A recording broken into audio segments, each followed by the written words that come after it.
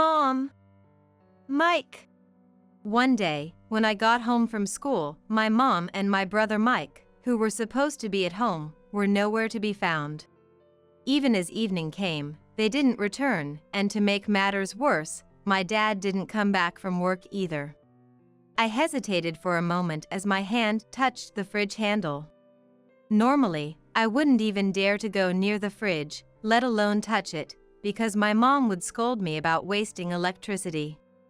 Overwhelmed by hunger, I finally opened the door. Inside, there were only condiments like ketchup and mayonnaise. Desperate to satisfy my hunger, I grabbed the ketchup and squeezed it into my mouth, but I ended up coughing from the strong acidity and sweet spicy taste. I put my mouth directly under the faucet and gulped down tap water. It didn't feel like it filled my stomach at all. Then, I heard a noise from the direction of the entrance. Mom!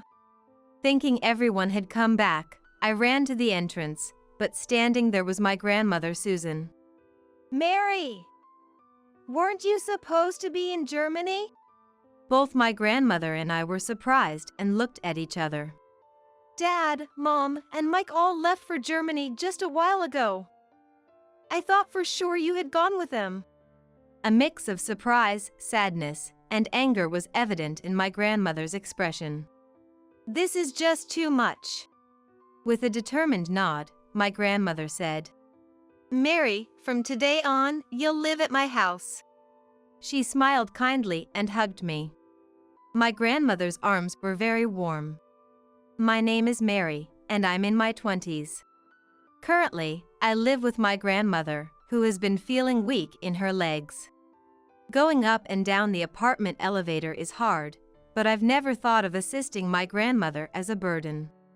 On the contrary, I feel a debt of gratitude towards her that I can never fully express. If it weren't for my grandmother, I don't know where I'd be right now. My family situation has been complicated since I was young. I struggled with learning words and was slower at reading and writing than other kids in elementary school, not just in English but in other subjects as well, making my grades some of the lowest. Both of my parents graduated from top national universities, and it seemed like they resented me for not being good at studies. Do Mom and Dad hate me? Mumbling to myself, I couldn't understand why my parents dislike me, and night after night, I would fall asleep crying. I have an older brother, Mike, who is 5 years older than me. Unlike me, Mike has always been quick to learn and has consistently achieved top-level results in school tests since he was young. He was even called a prodigy by our school and neighbors, and for our parents, Mike was a source of pride. My mother would always compare Mike and me, sighing and saying things like, "Because of you, our entire family feels embarrassed. Please, try to stay indoors as much as possible." She spoke in an unmistakably unpleasant manner. "I'm sorry, Mom." That was all I could ever manage to say in response. As test days approached, my mother would always kick me out of my room, claiming I'd disturb Mike, and place a cushion in the hallway for me. "You'll sleep here for the next few days," she'd say, but it was during the cold winter, and I shook my head, refusing. Seeing this, my father became furious. "Don't be selfish when you're so useless. Be grateful you're not kicked out of the house." And he yelled in agreement with his mother. At the time, I didn't know the word unfair, but I couldn't understand why I was the only one subjected to such treatment, and I was overwhelmed with frustration and tears. My mother's harassment of me escalated, and eventually, she'd make me kneel in the hallway and say, "Eat this," as she poured dressing on vegetable peels meant to be thrown away as organic waste, forcing me to eat them. Meanwhile, my family enjoyed warm soup and conversations in the heated dining room. "Hey, Ben. Mike topped his class again in the recent test." "It's nothing. Thanks for sending me to a top-level tutoring center so I can focus on my studies. I appreciate it. Don't get ahead of yourself." Being top of the local school means nothing if you lose to a rival. You need to aim higher. I understand. I'll continue to work hard and stay focused on my studies. After finishing the vegetable peels, I held the empty plate and said, "Mom, I'd like some warm soup too." My mother glared at me. "Why don't you drink from the river?"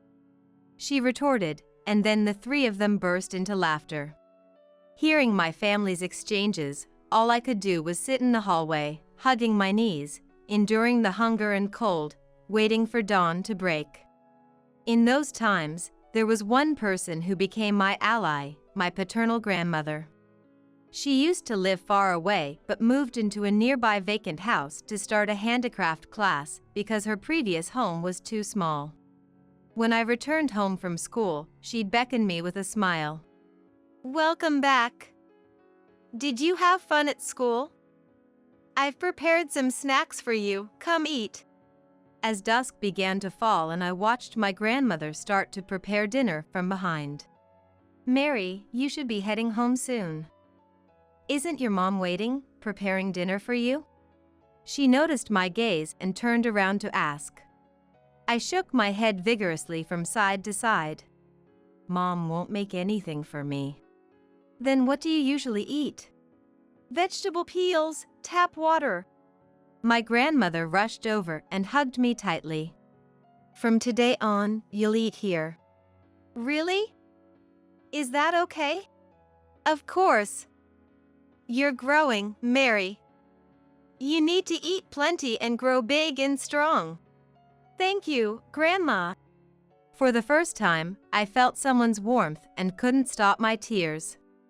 From that day, I started sneaking over to my grandmother's house to eat, avoiding my family's eyes.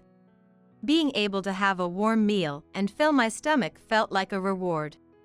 Things that seem ordinary now were a joy for me back then. Students began flocking to my grandmother's house for the craft class she started. Neither my grandmother nor her students ever treated me as a nuisance, but I made sure to keep to a corner of the room and quietly draw so as not to disturb anyone. I feared nothing more than being disliked by my grandmother, for then I would have no place left at all. Somehow, drawing allowed me to forget the unpleasantness around me. One day, knowing my situation, my grandmother stormed to my parents' house and yelled, "What are you thinking? Not feeding her properly. Mary is your child too." My father just frowned in annoyance and locked himself in his room, leaving my mother to deal with it, who replied with a sigh, "Punishing bad grades is part of parenting.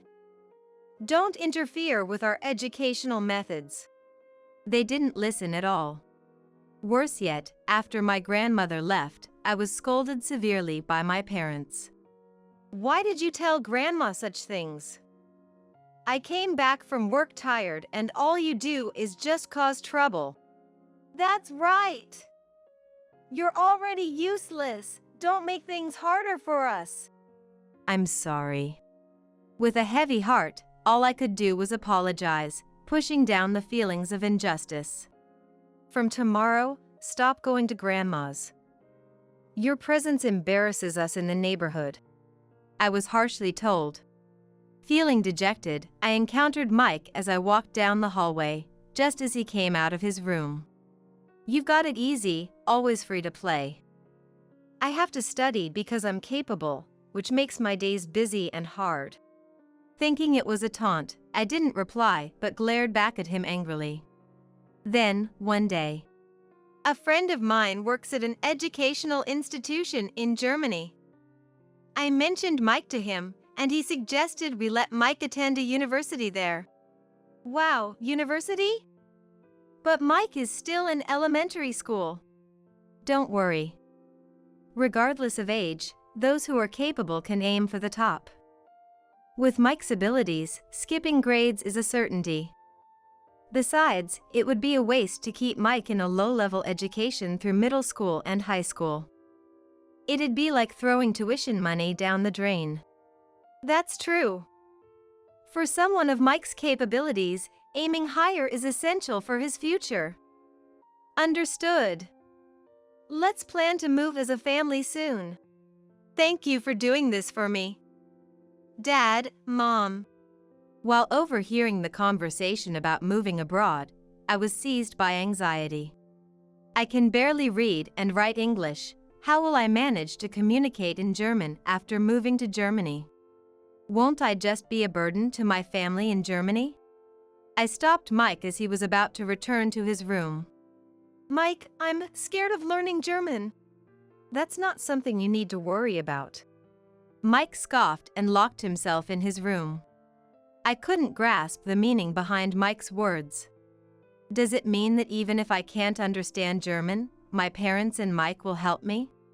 Trying to think positively seemed futile given my family's treatment of me up to now. Then, one day after returning from school, I searched the house. Mom! Mike! But my mother and brother were nowhere to be found. Evening came, and not only did they not return, but my father didn't come back from work either. That day, something strange was said to me by my homeroom teacher at school. Will your dad and mom come to pick you up later?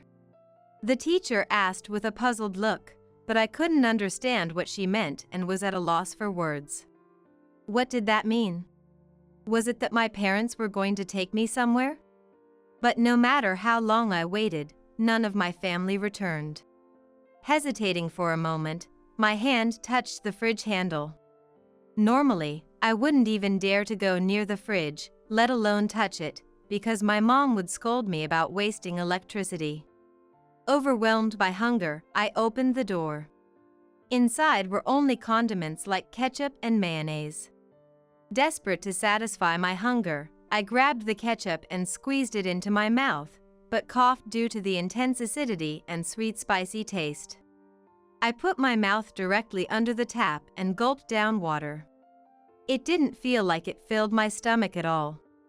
Then, I heard the door opening from the entrance. Mom! Hoping everyone had returned, I headed to the entrance, but standing there was my grandmother. Mary! Weren't you supposed to be in Germany? Both my grandmother and I were surprised and looked at each other. Dad, Mom, and Mike all left for Germany just now. I thought for sure you had gone with them. My grandmother's expression was a mix of surprise, sadness, and anger. This is just too much. With a determined nod, my grandmother said, Mary, from today on, you'll live at my house. She smiled kindly and held me in her arms. My grandmother's embrace was very warm. And so, I came to live with my grandmother. When I got home from school and said, I'm home, my grandmother would respond with a cheerful welcome back from inside the house. That was what I cherished the most. Sometimes, while I was sleeping, I would dream about my parents and brother leaving me behind and going far away. And when I woke up, I would find my pillow wet with tears. To me, who had forgotten how to smile after being abandoned by my family, my grandmother said, Those people are not your family. From now on, I am your family. Every night, she would hug my trembling body tightly. Thanks to her, I stopped having scary dreams. Teacher, I'm looking forward to today's lesson. My grandmother's craft class was popular, and many students came. On days when there was a class, I quietly drew in a corner of the room, careful not to be in the way. I really wanted to play more with my grandmother, but didn't feel it was my place to ask too much. If my grandmother grew tired of me, I would have no place to belong. I didn't want to lose a family again. After the class ended and the students had left, my grandmother, with a broad smile, said, Mary, thank you for waiting. Shall we have some ice cream together? She took out the ice cream she had bought from the freezer and handed it to me. Grandma, this is delicious. Of course, the ice cream itself was sweet and cold, but what I loved most was spending time eating it with my grandmother. Trying to extend these moments, I ate my ice cream slowly, until eventually, it melted and dropped to the floor. I'm sorry. Grandma. I thought she would hate me. I apologized reflexively, trembling. If it had been my mother next to me, I would have been punished by now. But my grandmother just laughed and didn't get angry. Instead, she gently patted my head. Don't be scared. Everyone makes mistakes. More importantly, Mary, keep smiling. I love your smiling face the most. After that, I gradually began to regain my smile. After dinner and a bath, when I was ready for bed, my grandmother would teach me to read and write almost every night. This letter is written like this. Now, you try. I tried to imitate the letters my grandmother wrote, but at first, they were crooked. Don't rush. With daily practice, you'll gradually get better. My grandmother's teaching method was very clear, and my fear of words gradually disappeared. After a few years, I had grown to be able to read and write enough for daily life. I got praised by the teacher for my book report. That's wonderful, Mary. One day, as I quietly drew while watching my grandmother's craft class as usual, a student who had gotten up for a break approached me from behind and peered at my drawing. Mary, you're really good at drawing. Hearing this, the other students gathered around and looked at my drawing, echoing similar cheers. With just a pencil, she can draw this accurately? She might be a genius. Especially the expressions on the faces and the lines of the clothes wrinkles are too realistic, almost at a professional level. At that moment, I was drawing my beloved grandmother. I thought the students were just exaggerating to be nice to my grandmother. I was simply transferring what I saw onto my sketchbook, nothing more. After the class ended and the students left, my grandmother looked closely at my drawing. Those people earlier were a bit exaggerated, weren't they? I laughed, but my grandmother looked at me seriously. Not at all. You might have a talent for drawing, Mary. I was skeptical, but then...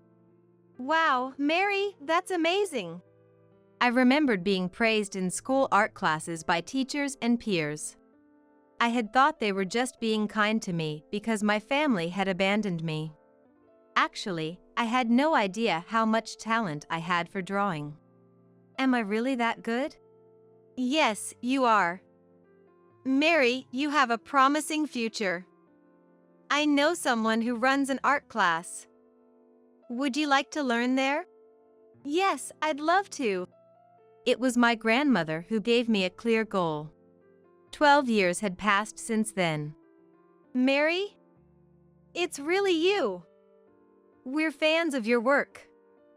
The expressions of the people, the warm use of colors, just looking at them makes us cry, said a woman much older than me, tears streaming down her face as she asked for a handshake.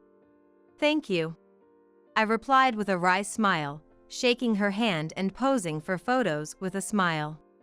Thank you so much. We're looking forward to your future works, Mary. The gallery was bustling with people every day. I had succeeded as a contemporary realist painter. Mary, you have a TV appearance scheduled for this evening, so we need to start getting ready soon. Understood. But wait a moment. I stopped my manager and looked down. A little girl was desperately reaching out for a handshake. Thank you. Have you always been supporting me? The girl smiled but didn't speak. A woman, presumably her mother, hurried over and picked up the girl. I'm sorry. She's not good with talking to people. It's okay. Don't rush her. I used to struggle with writing myself. But with family around to kindly watch over, you'll eventually find something you love and shine someday. Thank you. The girl articulated her thoughts with effort, despite stumbling over her pronunciation. I'm the one who should be thanking you, I replied, squeezing the girl's hand again. Her mother hugged her child tightly and said, That was wonderful, wasn't it? With a beaming smile. Watching them, I felt confident that the child would be all right. It's time to go. Urged by my manager, I started to prepare to leave when the entrance to the hall became noisy. Please wait. We can't let people without tickets in. At the center of the commotion were a man and a woman in shabby clothes. The security guards were desperately trying to stop them, but they broke through and rushed towards me. Let go. We're her family. We don't need entrance tickets, do we? That's right. You have no right to stop us. Although their appearances had changed drastically over time, the moment I heard their voices, I felt a chill down my spine. The urge to flee overwhelmed me, but my legs were frozen, unable to move. The man and woman were indeed my father and mother. It's Dad, you remember, right? Mary? I'm so happy to see you again. As the security guards hesitated, knowing they were family, my parents approached me with composed steps. Though they should be in their 40s, they looked as if they were in their 50s or even 60s. You've become so distinguished, Mary. When we saw your face on a huge billboard in New York, both your mother and I were shocked. To think our daughter would become so famous. I always believed in you. I knew you would become someone important someday. I'm so glad I gave birth to you.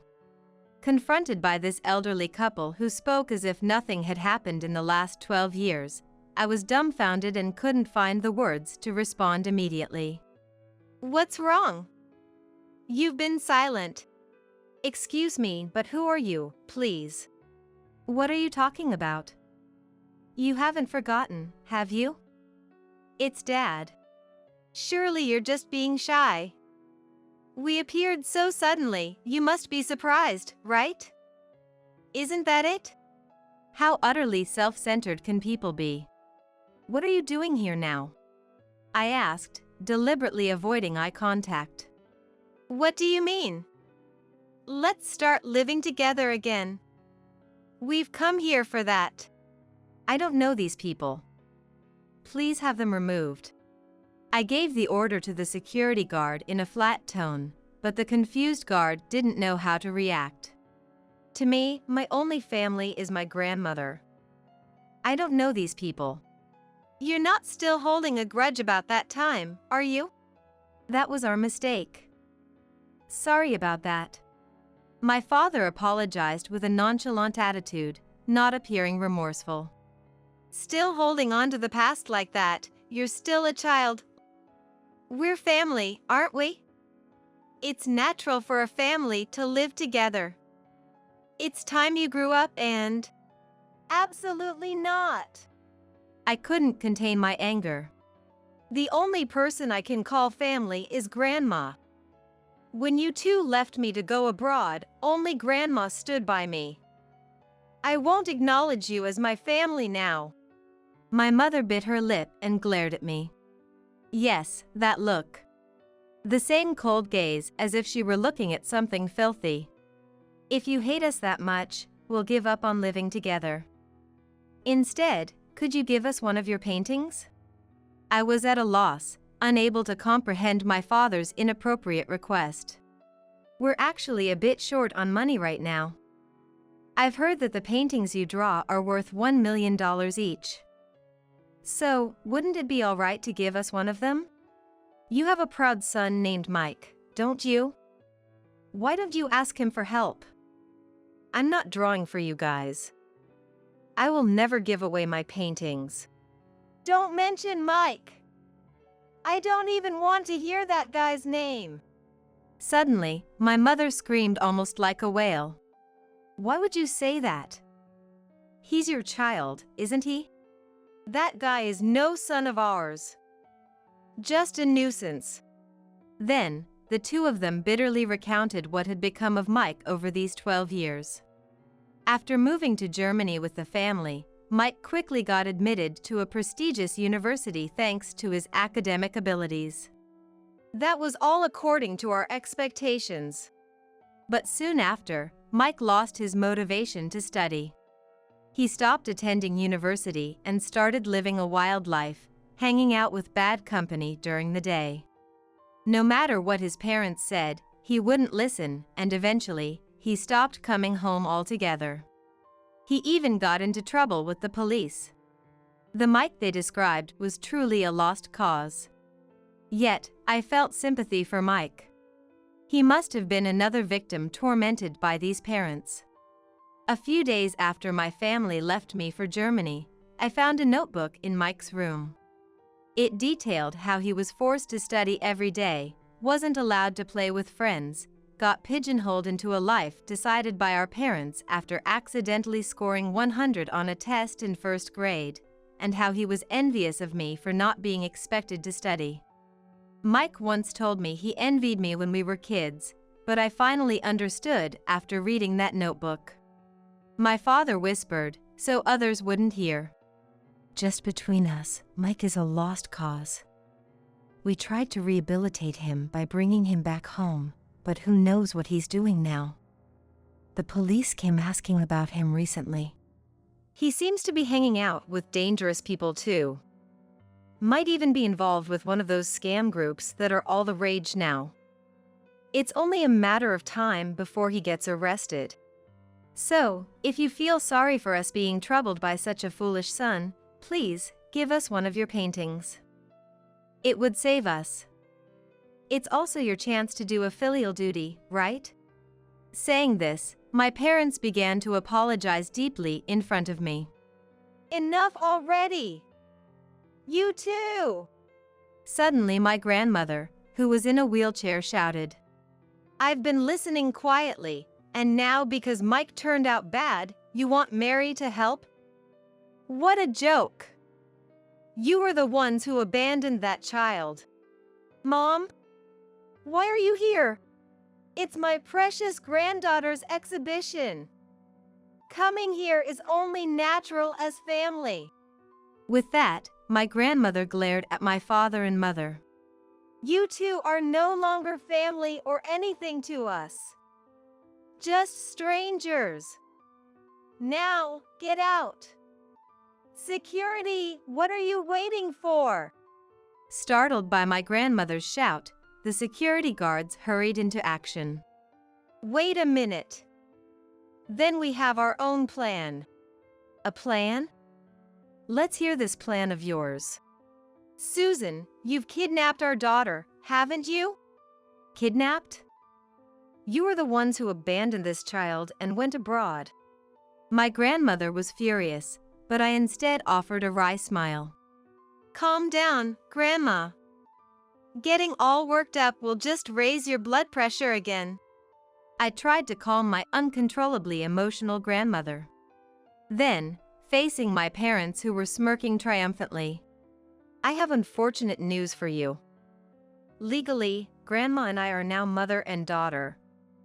Therefore, she cannot be accused of kidnapping. What nonsense are you talking about? There's no way that could be recognized without the consent of the real parents. But it is recognized. I was adopted by Grandma when I was 18. Legally, adoption without the biological parents' consent is possible if the adoptee is over 18. Don't be ridiculous! How could such a thing be allowed? Despite their protests, my parents attempted to sit down in the gallery but were taken outside by police officers who had been called to the scene. Mary, are you okay? My grandmother asked, gently patting my back with her usual kind smile. Don't worry about it, Grandma. I'm fine, I replied with a broad smile. After being taken to the police station. What a nerve to call yourself a parent! My parents were reportedly harshly reprimanded by the officer in charge. A journalist friend let me in on that bit of information secretly. Later, I learned through the news that Mike had been arrested for fraud. The TV screen showed Mike being put into a police car, but he bore no resemblance to the prodigy he once was called. My parents ended up being responsible for a significant amount of compensation for the crimes Mike committed, and reporters crowded in front of their house daily. Help us out! We're your real parents, aren't we? He's right. Don't you remember that I gave birth to you? My parents kept showing up at my home and studio, saying such things. Considering the future, my grandmother and I decided to move to a high-security apartment where my parents couldn't easily reach us. I'm sorry for making an elderly person like me your responsibility. Not at all. I'm very happy. After all, everything I am today is thanks to you, Grandma. Recently, my grandmother began to fall ill frequently. I hugged her as tightly as I could. I love you, Grandma. Though she had become much smaller, she was as warm as ever.